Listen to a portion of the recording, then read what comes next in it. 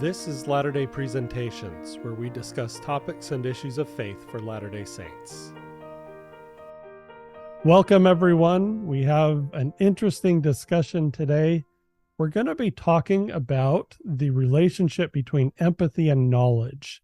And we're going to talk about how we can view ourselves and other people in those terms of this interrelationship between empathy and knowledge. So I'm joined today by my good friend, Jeff Benyon. Say hi, Jeff. Hi, everybody. And let's go ahead and jump in and show an image here that I hope will be helpful for visualizing what we're going to be talking about today. This is a heuristic. It's a way to think about empathy and knowledge. Yes. That we both think is really useful. Right. And it's in the form of a quad chart. You can see there are 4 quadrants here.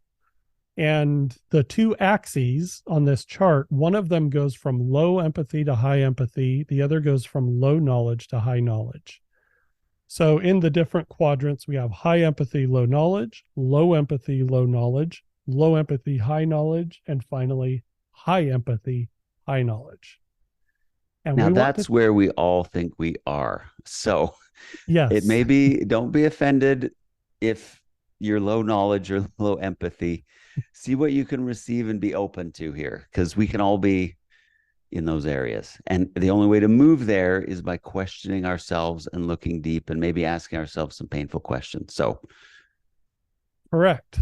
And now I want to add that much of this presentation is going to focus on the experience of sexual minorities and experiences of gender in the church. This presentation fits in very well with Jeff's series on sexual minorities. And so we're kind of plugging it in there as just another way of thinking about these sort of dynamics in the church. So let's go ahead and get started. The important thing to start with now, we're using this word knowledge, and we need to unpack what that word means. And if you've seen some of our other presentations, you've probably seen this triangle. This triangle is used actually by defense intelligence personnel, people who are doing defense analysis for different countries. And they talk about moving from data up to wisdom. Wisdom is where you're equipped to make very good decisions, right? But you're not necessarily there just by looking at data. So data are things that we observe, things that we think and feel, that we see. We have this word called a feed sometimes, my news feed or a sensory feed. Everything's coming in your eyes and ears. That's another way to think of data. Right. And data cannot talk, right? When anybody says the data say, or the data says, if they're less grammatically correct, already put your hackles up, because data does not say anything. Right. Data does not talk to you. It just simply doesn't. What we do in response to data is we make selections. We say, okay, which data am I willing to consider for a particular question? And we contextualize it. We say, what is the context for this data? And we organize it. And at the end of that process, we have information. And information is when we have created a narrative about data. We're telling a story about the data, right? Now, going back to what Jeff just said a moment ago, when somebody says, well, here's what the data say, okay? What they're telling us is, here is the narrative that I have created for these observable things that I have selected, right? And contextualize in the way that I go about doing that, right? So when somebody says, here's what the data say, they're just giving us a narrative that they have created about the data, okay? Now, once we have that, though, we can seek to corroborate it. Do other people arrive at the same story in response to the same data?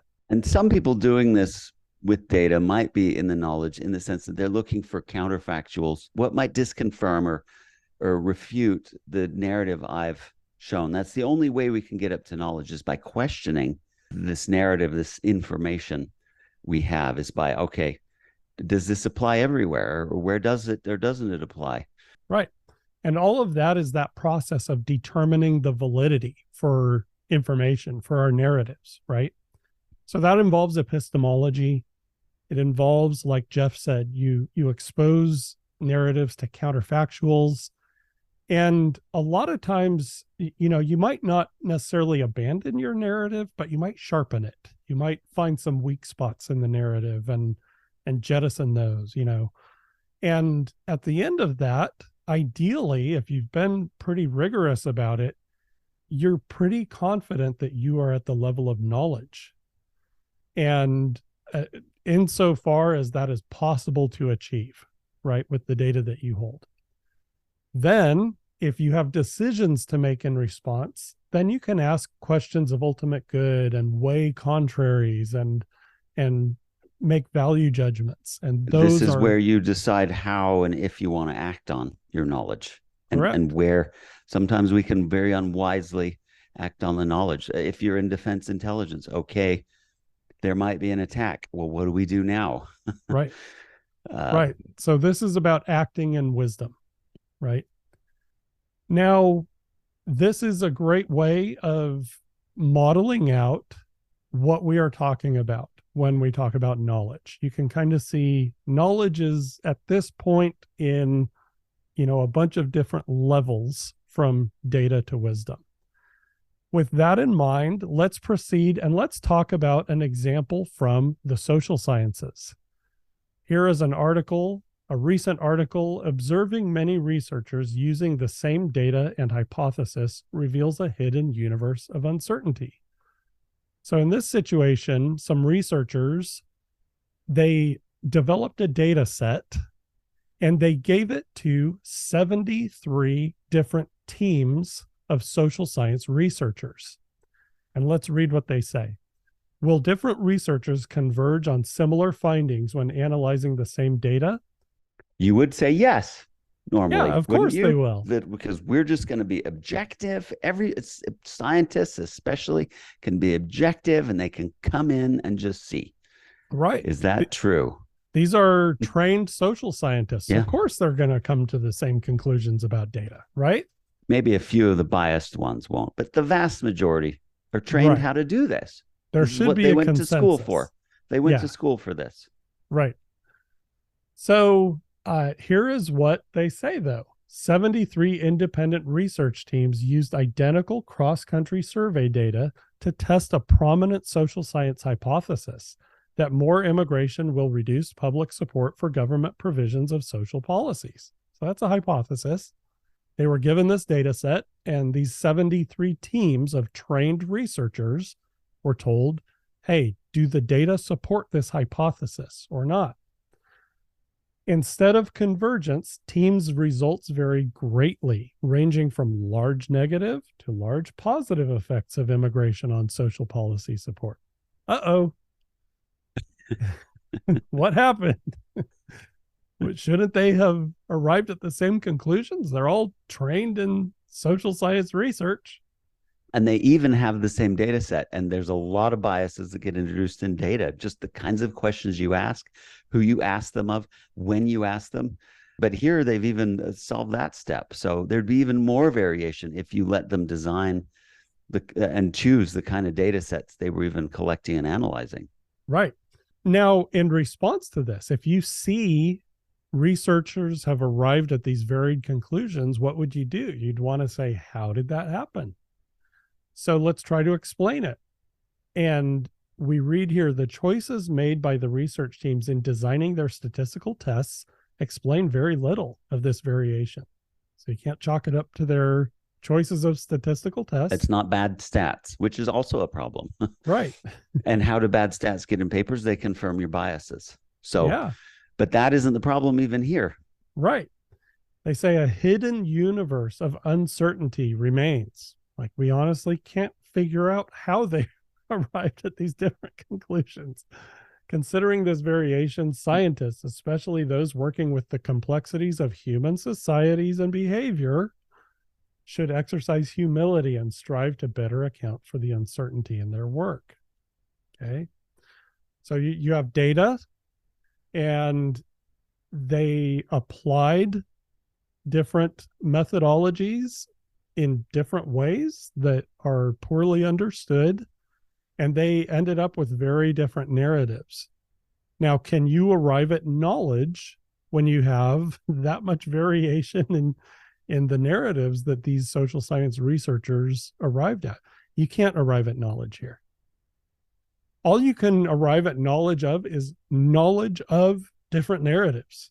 And that's not necessarily helpful if you are wanting to arrive at wisdom.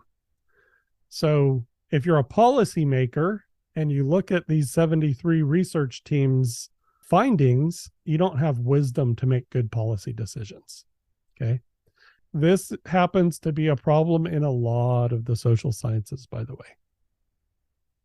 So this is an abstract example from the social sciences. Now let's talk about a more personal example. And you might recall in my presentation on gender in the Family Proclamation series, I talked about a case study, and this is Michelle Aleva. And she is a detransitioner. She is someone who had surgeries and did social transitioning in an attempt to become male, and then reverted and said, I can't keep doing this. I need to, accept my femaleness. Right? I made a mistake. Yeah, made a mistake. Here is what she said was her narrative when she believed that she was trans. Okay.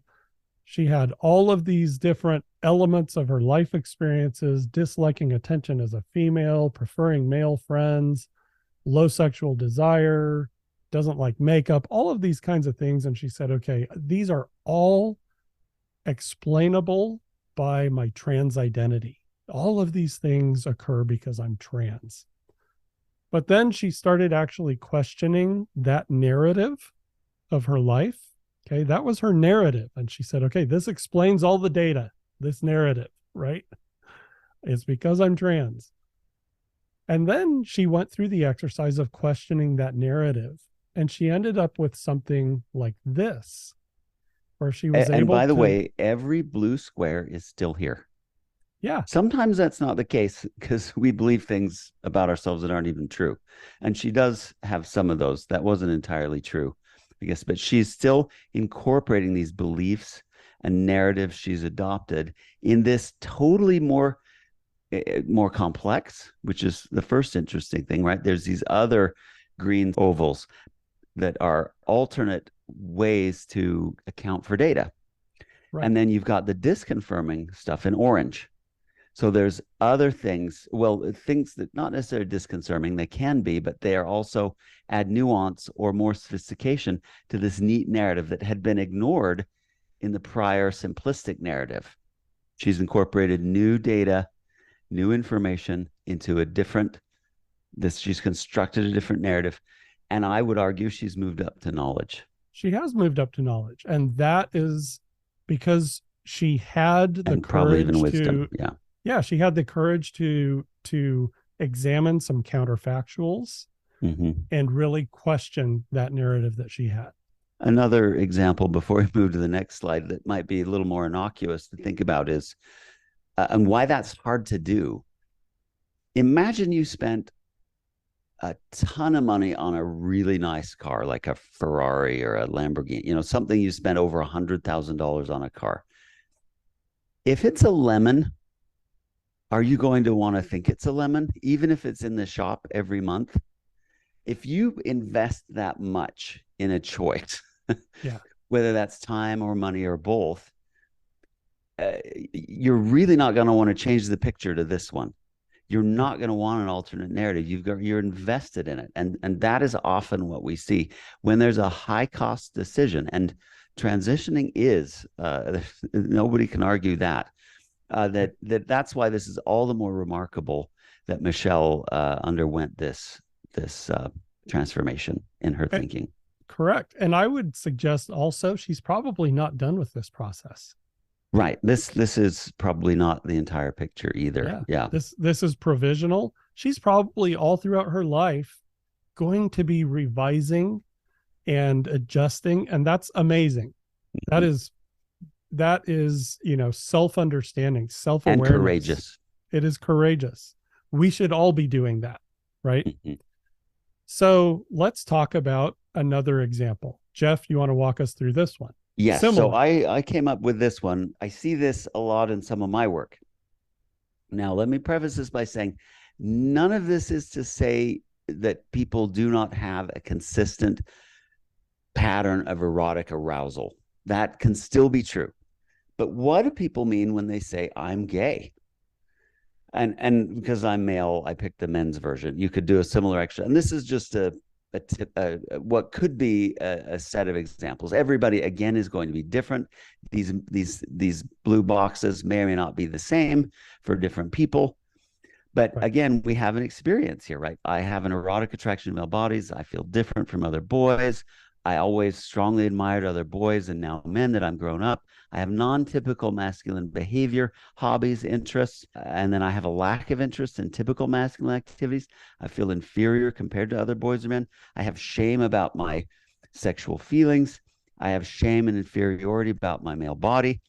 Other males may ignore or bully me. I have lots of female friends, very few male friends, and then no romantic interest in girls or women. So, boy, that all leads to a very consistent and clear narrative, doesn't it? Obviously, that's because you're gay.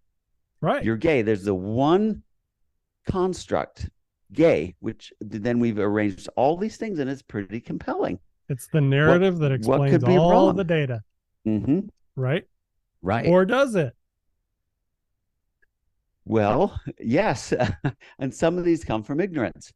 If you say I felt different, well, actually, a lot of men can feel different. A lot of men can feel different about it. And I actually work with a couple of clients who were wondering if they were bisexual because they didn't have maybe a really strong erotic attraction, but they felt strong affiliational attraction. They loved being around men. They even didn't mind touch from men. They didn't mind hugs or maybe holding a guy's hand. And they're like, this doesn't feel bad. In fact, it kind of feels good. Could I be bisexual or even gay? And you can go through these exercises and say, well, are there alternate stories? That's the orange here.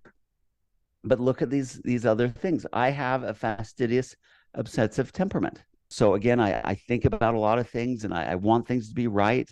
And so that can create some shame. That can make me feel different. That can help me feel inferior. If I'm socially awkward and anxious, that can also contribute to feeling different from other boys, feel inferior, maybe feel rejected by them. If I have a sensitive temperament, that can also make me notice these things more. Maybe other men have these things happening to them, but they don't make it up into the data set that they're even noticing. And so then again, if you're sensitive, you may have shame or inferiority about your body. You may notice how different it is from others that you're focusing on. And if you have an erotic attraction, you're going to mostly notice those bodies that meet your attraction arousal template. And you're going to compare yourself to those bodies specifically.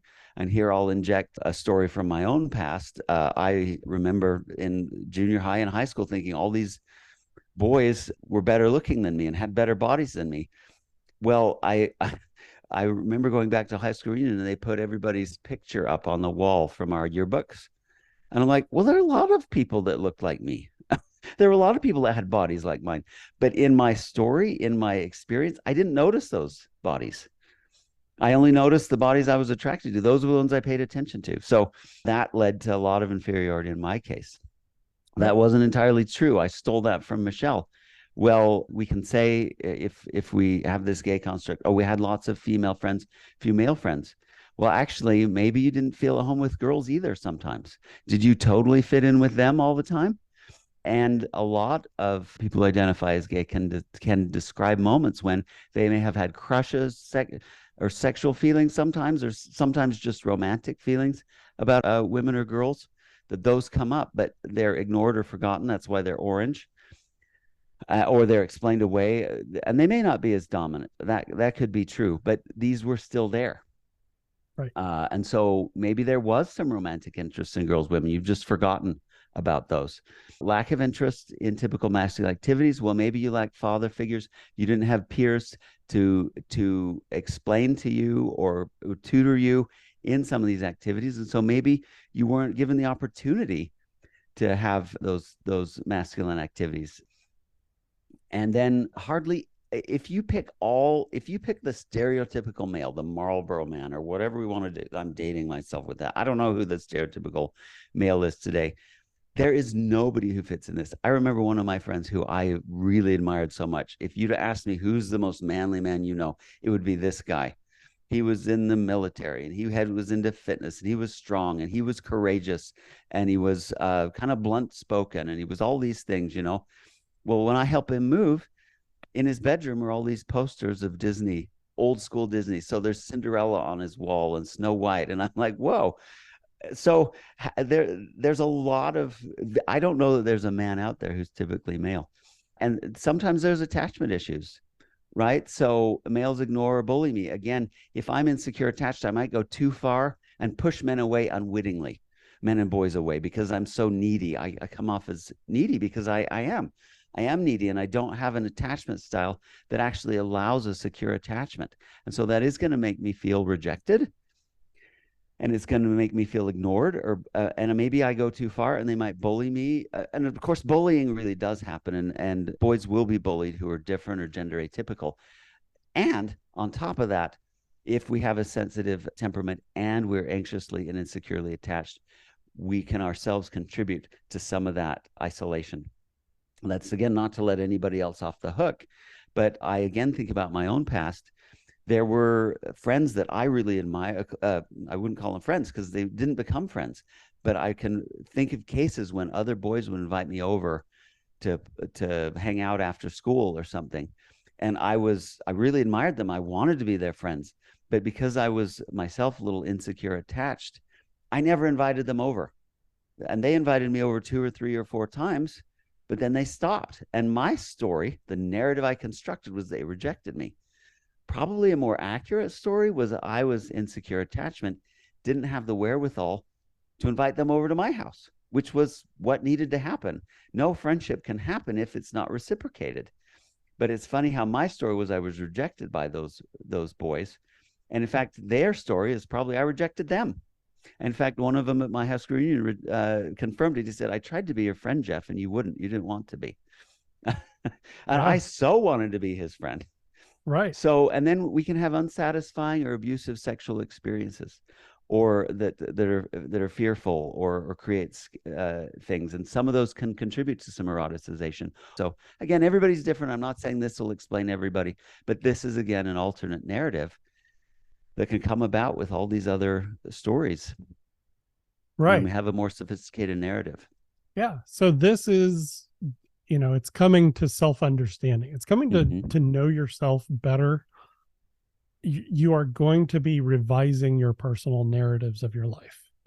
Right. And if you are in a good place emotionally and spiritually, you will welcome this, and the narratives will be revised in ways that lead to healing and growth instead of negativity, cynicism, and isolation and blame and shame and all of those kinds of behaviors. And let me say, if you're listening to this and you're getting angry or defensive because you like that slide without orange boxes and with just one green oval, just ask yourself, what is that serving you?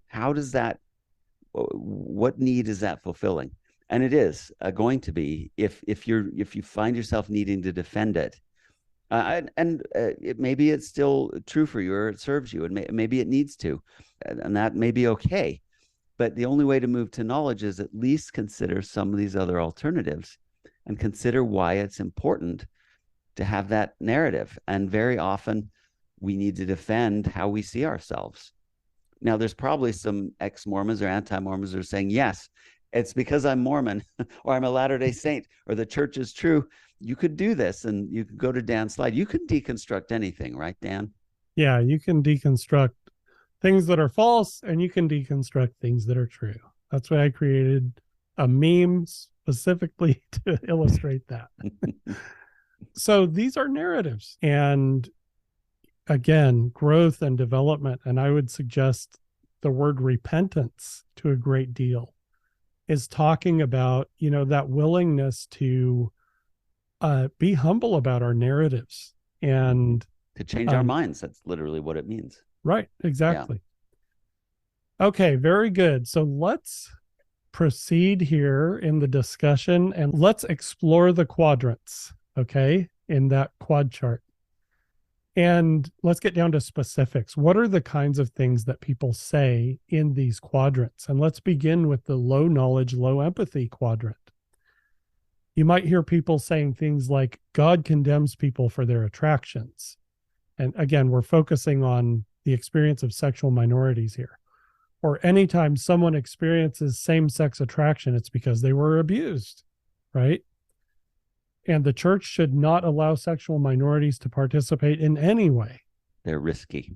Yeah. Yeah, they're risky. These are the kinds of statements that people will make when they haven't seriously studied the experience of sexual minorities.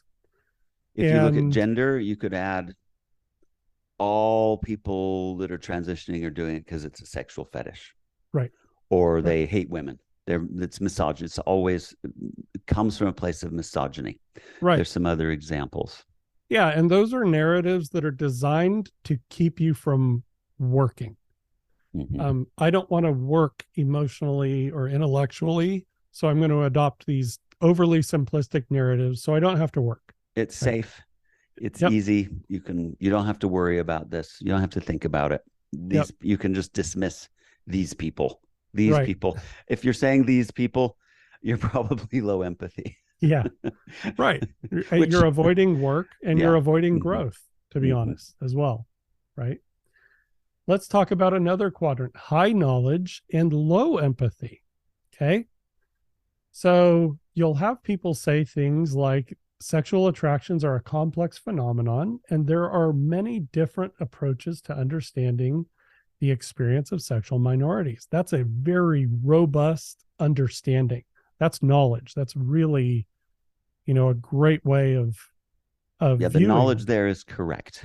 Yeah, the knowledge is correct. You arrive at that by really studying the issue and examining your own assumptions and really, examining the different narratives and testing them for validity, right?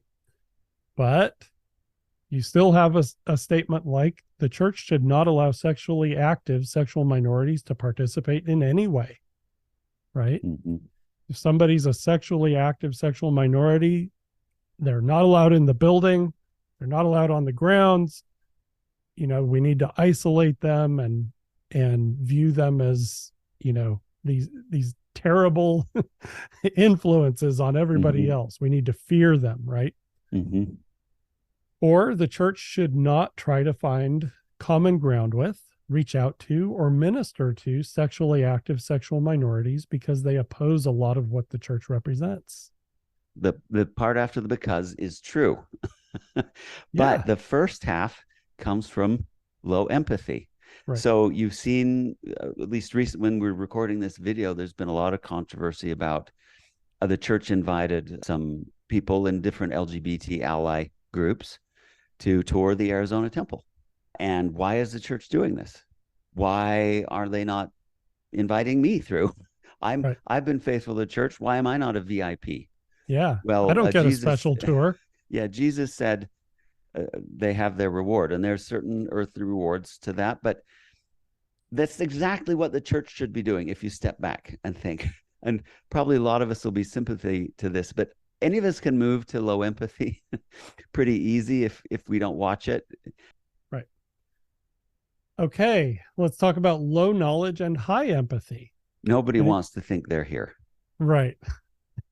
Nobody. I'm not here. If you were to ask other people, this and just go by how people answer you, this space would be completely empty. And you can be let's just say there are a lot of highly intelligent people who are here. You can be very intelligent and be low knowledge. Yep. Remember our definition of knowledge. Right. And remember those 73 researchers, those Right. 73 social scientists. I don't know. They were probably, I don't know where they're on empathy, but they actually didn't have a lot of knowledge, Right. maybe. Yeah. Right. So this is an area where you don't have a lot of knowledge because you just have narratives. You haven't Important. you haven't really examined narratives, so you just take in narratives and you think you're knowledgeable because you understand people's narratives. Probably know a lot of people. You've talked to a lot of people. You probably listened really well Yeah, to those people. right. So you'll believe things like sexual attractions are always innate from birth because hey, that's what people have told you who are living that experience, Mm-hmm. right? That's the narrative. Or every person's inner narrative of their gender identity is accurate. I mean, gosh, I can't disprove their narrative. So, They've got to know themselves better than I do. right, right, correct. Or there are no dangerous elements in the LGB and TQ movements. We can trust them to know what's best. They know what they need. We just need to follow their lead. Right. Mm-hmm. And there are no Without question. correct. And there are no, predatory or other kinds of elements in those movements That might exploit this empathy. Correct. For harm or right. for their own purposes, whatever they are. Mm-hmm. Right. That may not be best for everybody. Yeah. So if you believe these statements, then you just are probably unwilling to see a lot of news headlines and research and You might not want to consider limiting principles. right. Correct. The church should abandon its doctrines on gender, sexuality, and family so that no one feels marginalized and everyone can be included. Mm-hmm. Right. And there's a corollary to this that oversimplifies the opposition to abandoning these doctrines is coming from a place of ignorance, hate, or hatred. Right. There's an explanation for why this hasn't happened yet. So when those people abandon their reflexive and irrational hatred, and it's hatred usually of these people, then it will change. So when they get to know what I know, so these people think they're high knowledge. If everybody knew what I knew, yeah, this because this is self-evidently obvious. So anybody who disagrees with this must be acting out of ignorance or hatred, lack of empathy. Right. And related, the only reason this hasn't happened Mm-hmm. yet is because of institutional inertia, ignorance, and or homophobia. If church leaders would only listen to Mm-hmm. more of these people tell their stories, then they would become knowledgeable about these communities. That's not true. Listening to narratives does not make you knowledgeable. It only makes you familiar with narratives. That's all. You have familiarity with narratives, not knowledge. Yes, that's very important. You listen to lots of people. You're just familiar with more narratives, or probably different versions of the same narrative. Ultimately, correct. Familiarity with narratives does not equate to knowledge. Okay. And gospel narratives and culture are the problem, right? So we need to water down the gospel, cut and remove parts of the gospel because they make people uncomfortable. Or not talk about them, kind of suppress them, ignore them, forget Avoid about them. Don't talk about them. Yeah. Right.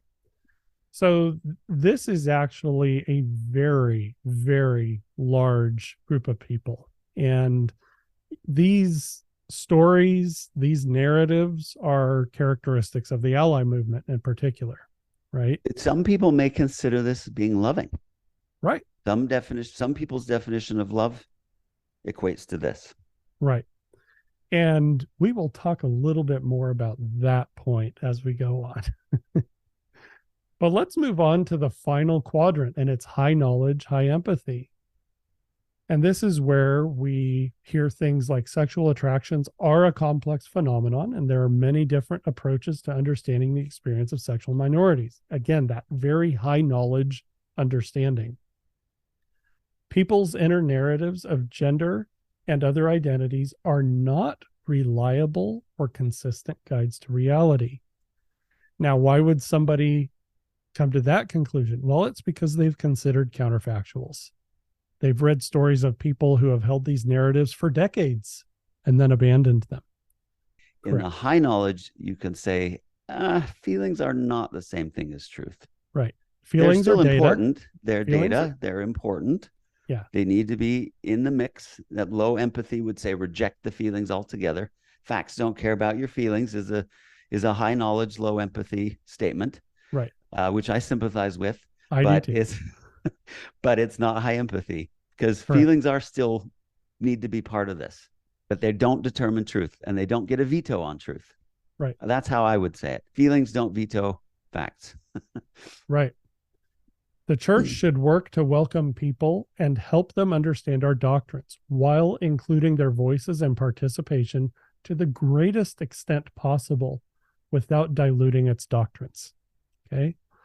So somebody wants to participate in the church, but let's say they are a sexual minority and they hold to, you know, kind of the common understanding in popular culture about what it means to be a sexual minority, or they have a gender identity that is at odds with church doctrine, something along those lines.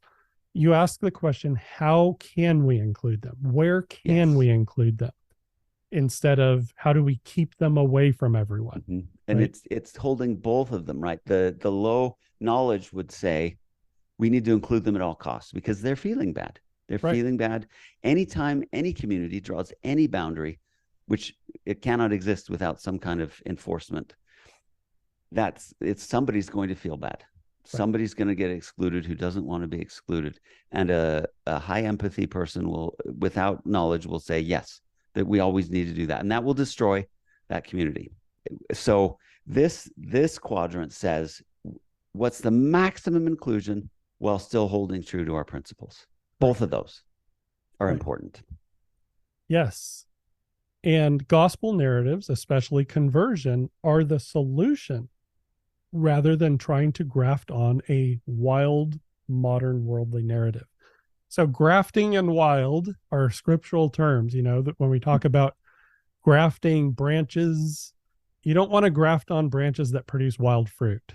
You And want, right, gospel narratives like covenants, like repentance, yeah, like fellowship, like ministry, right, like Christ-like love.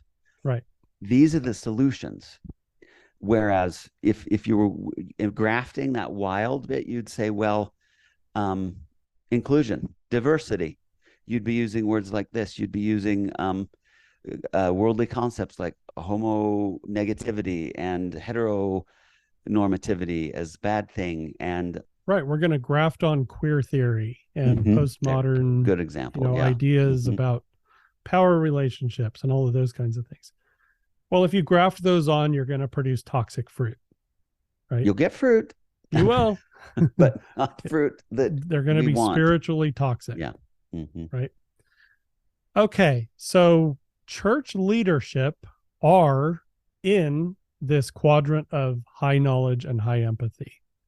And we're going to talk a little bit more about that as we go on. Not always local leaders, but more often than not, even them. Right. Not always local leaders, but at church headquarters, the first presidency, the Quorum of the 12, our 70s, our The area general officers, presidencies. Yeah. high knowledge, high empathy. That's the culture that they have created at church headquarters. Okay. Even if it doesn't sometimes translate down to local levels. So let's talk now about some influencers.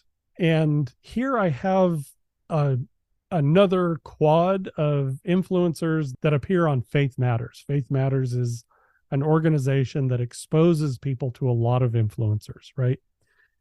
And where would these Faith Matters voices go? Which area of the quad chart would they go? Up in the top left-hand corner here, we have Dan McClellan. He's a Bible scholar.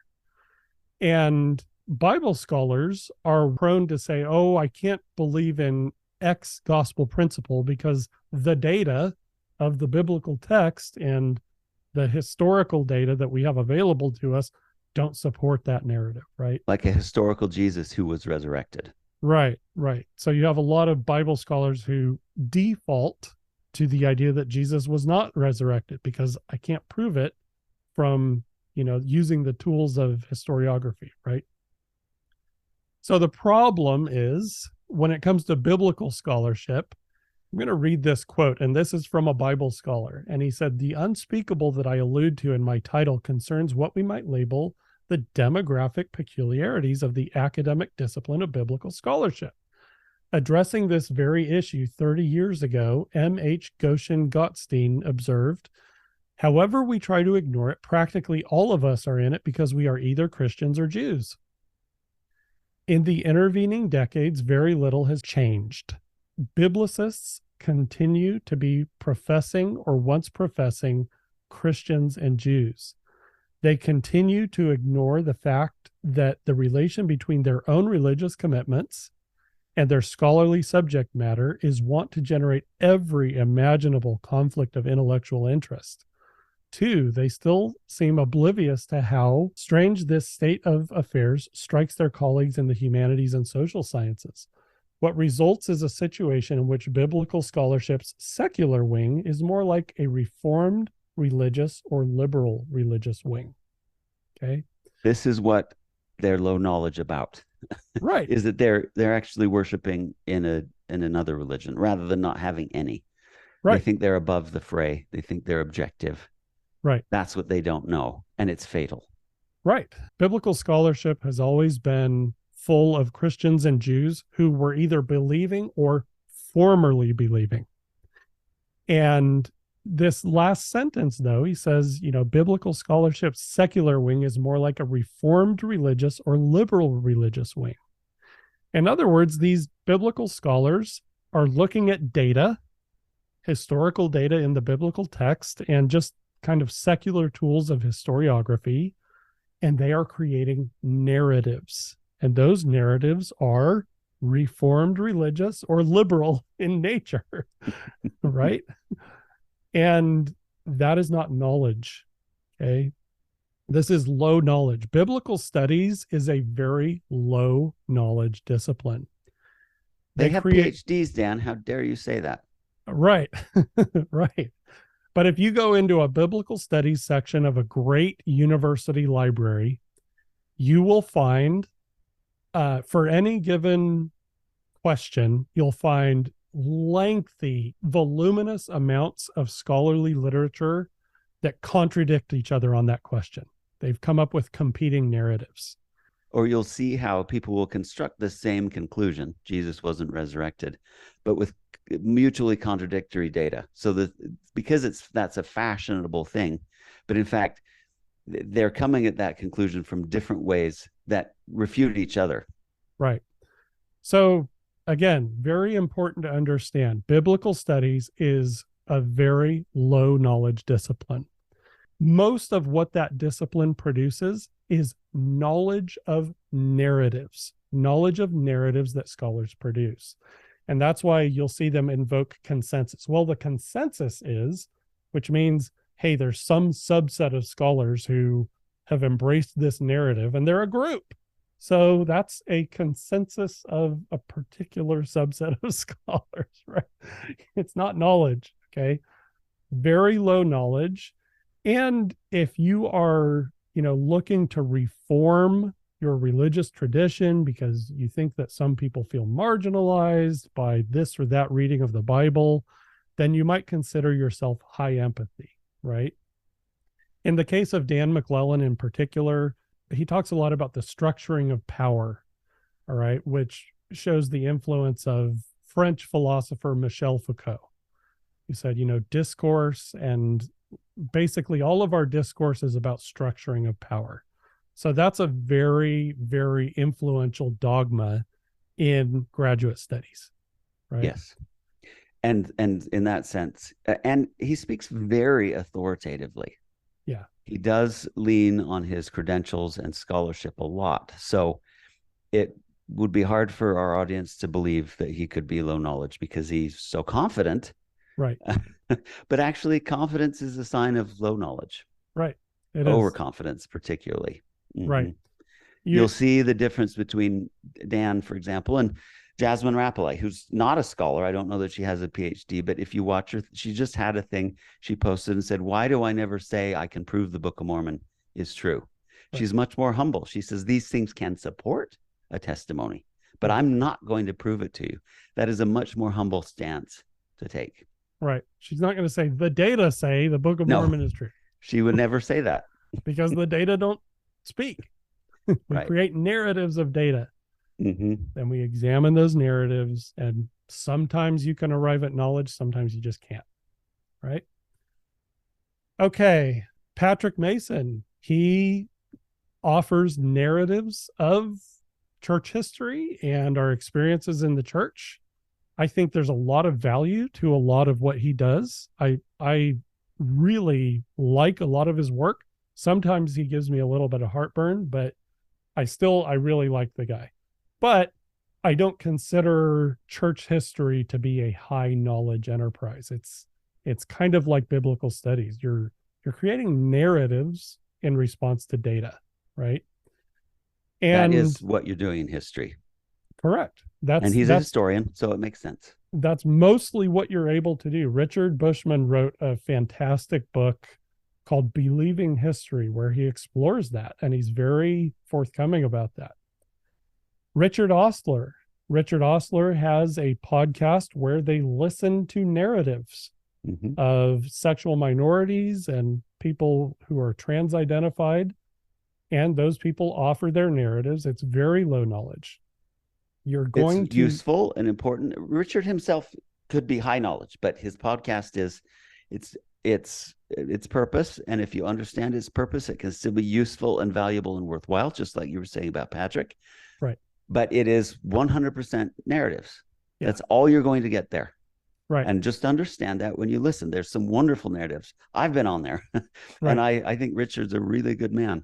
Yeah. But that is what his podcast is. That's correct. All it is. So if you understand its limitations, then that's fine. Listen to it. Yeah. Yep. Just keep your expectations properly calibrated, right?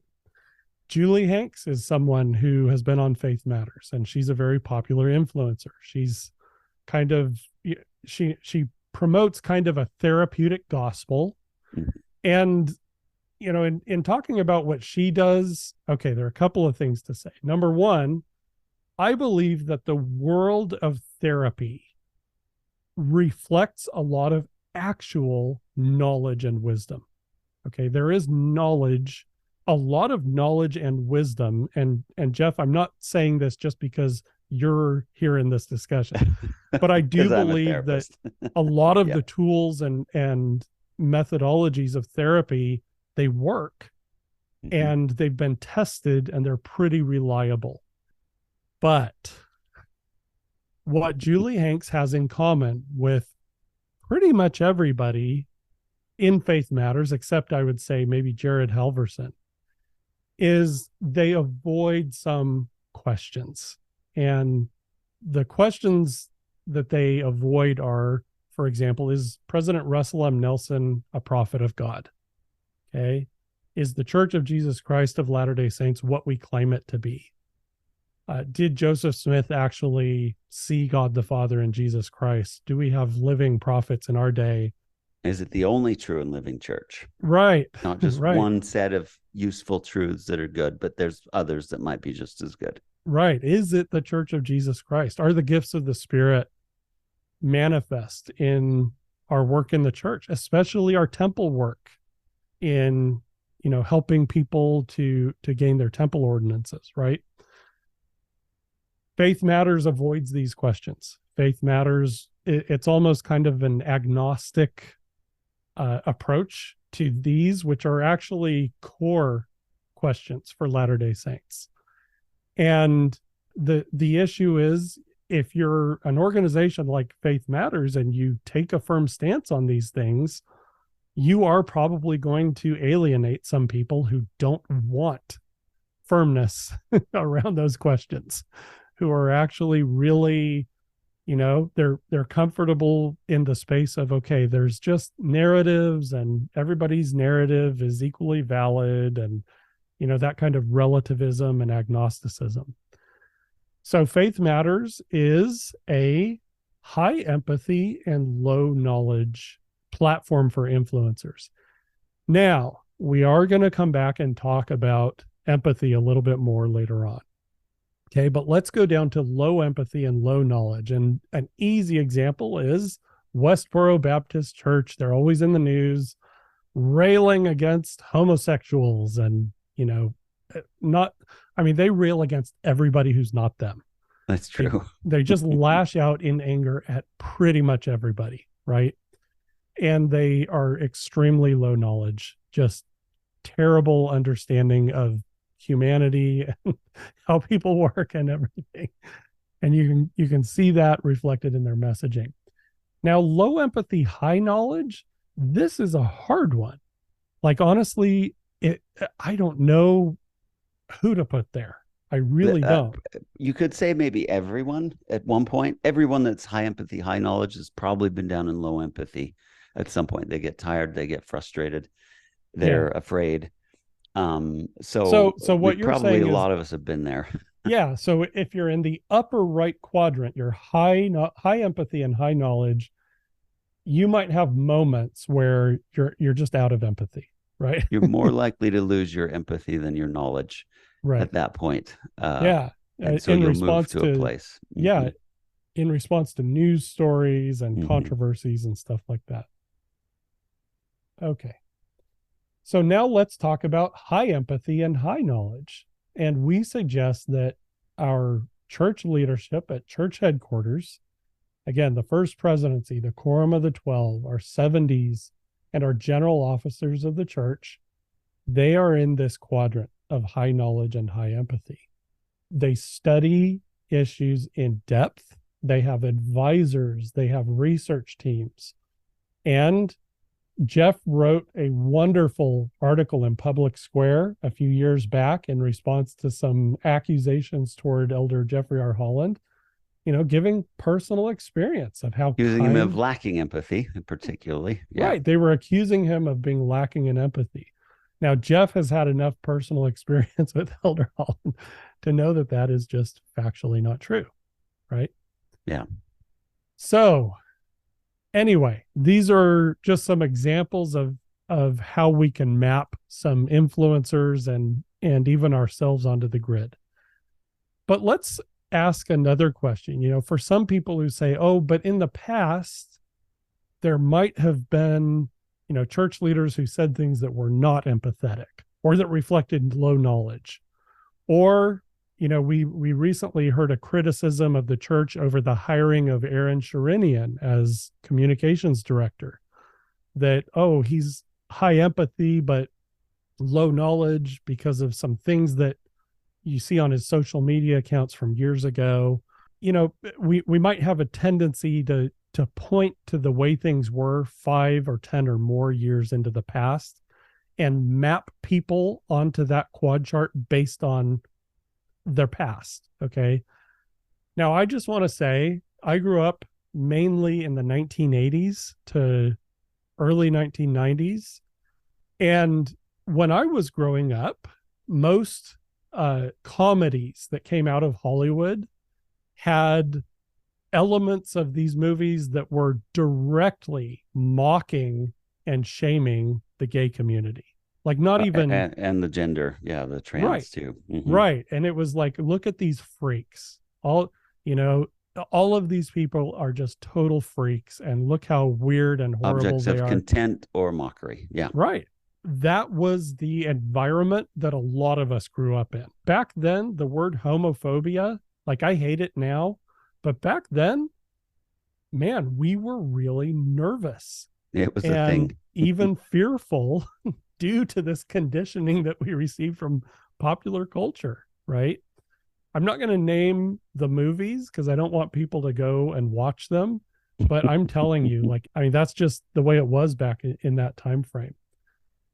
But, going back to the 1990s, early 2000s, you had some amount of real research going on into sexual attractions and trans identification. I think of Lisa Diamond and Ray Blanchard, people who were actually asking some questions and really trying to study these issues, but there weren't very many of these people. And so these time periods were characterized by just mostly narratives. It was a low knowledge time for pretty much everybody. You had only a few researchers seriously studying gender and sexuality outside of the common narratives. Hardly any of the research penetrated popular consciousness except, the born that way narrative, and it was poorly supported, right? So all of us, I don't care who you were, unless you were, a university researcher, one of the very few who was like really asking these questions, everybody was low knowledge up until fairly recently. I'm talking about all of us, including church leaders, church members, everybody, very low knowledge. Just in recent years, we've seen an absolute explosion in information, okay? An explosion of studies and critiques of studies, meta studies and critiques of meta studies, okay? Books and articles, splits in activist groups along the lines of this narrative versus that narrative, okay? The rise of the gender industry, followed by recognition of serious harm in that industry. Trans plus identities like trans age, trans able, and transracial, right? Publication of strong dissenting viewpoints and recognition of sexual fluidity by researchers. These were absolutely not available to people even 10 years ago, right? Yeah. And we're able to see the fruits as kind of the trans plus identities. You call it gender entropy. Yeah. Where if you reject the binary, what do you have? And you just have, well, why can't you be trans age or trans able or transracial? Why can't you be otherkin or Aetherian? Why can't you be? And the same thing, what the corollary in sexuality is sexual anarchy. Right. So if gay people are born that way, well, then polyamorous people are born that way. Pedophiles are born that way.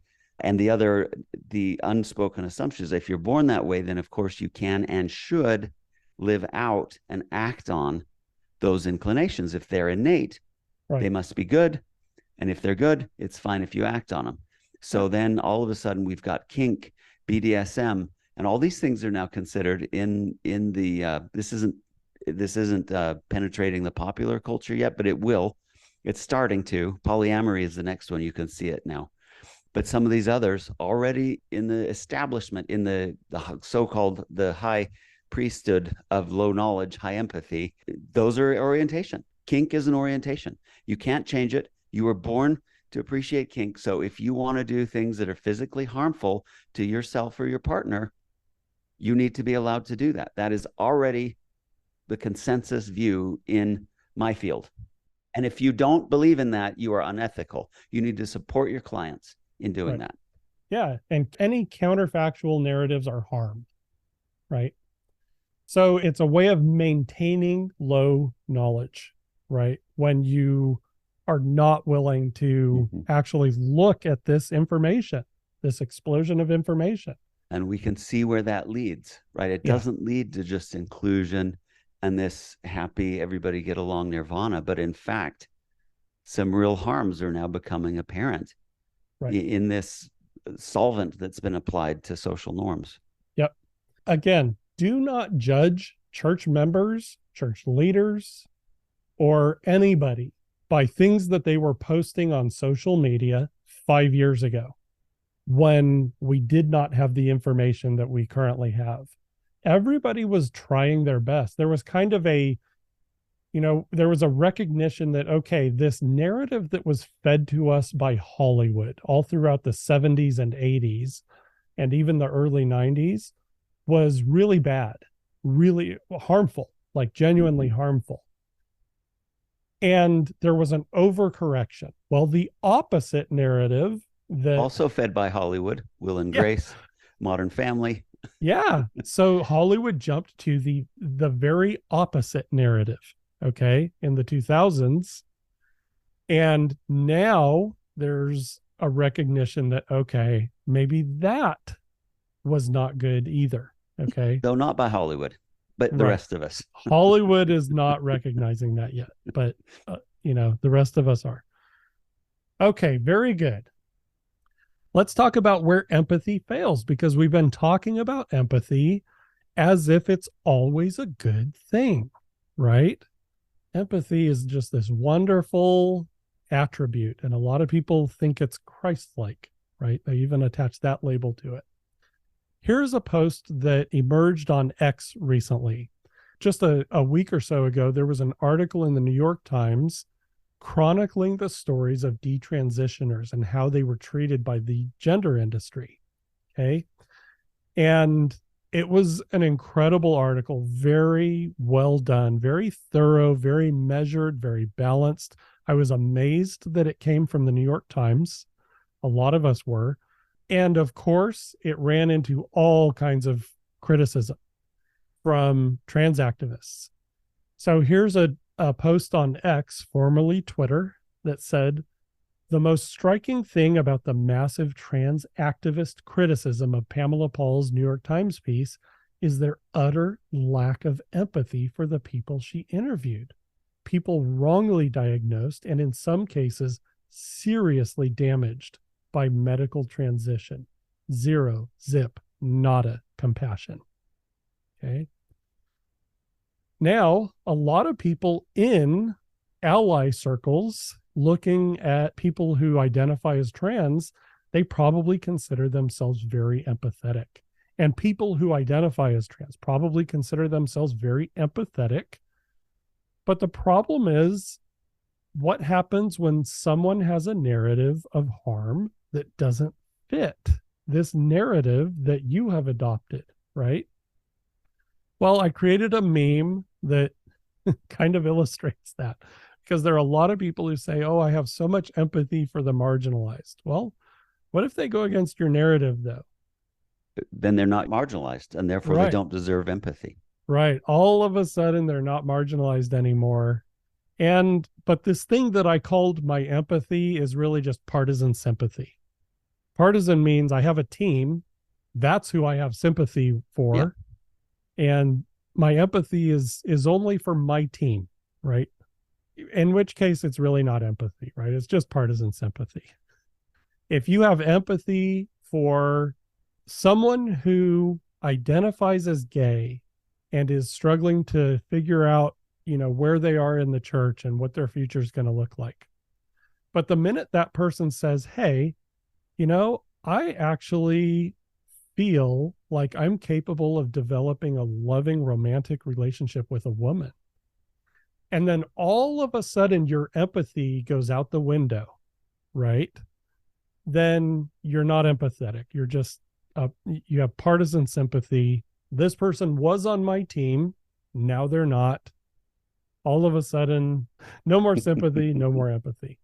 Okay. So we have this quote from C.S. Lewis in The Great Divorce. We did a full series on that book where he says, no natural feelings, including empathy, are high or low, holy or unholy in themselves. They are all holy when God's hand is on the rein. They all go bad when they set up on their own and make themselves into false gods. Okay. Empathy Your is not a empathy must be rooted in a transcendent principle, like Christ-like love. right. Transcendent means above and beyond you, above and beyond yourself, more important than yourself, Right. or how you're seen by others, Right. more important than your reputation, more important than your scholarly credentials. Right.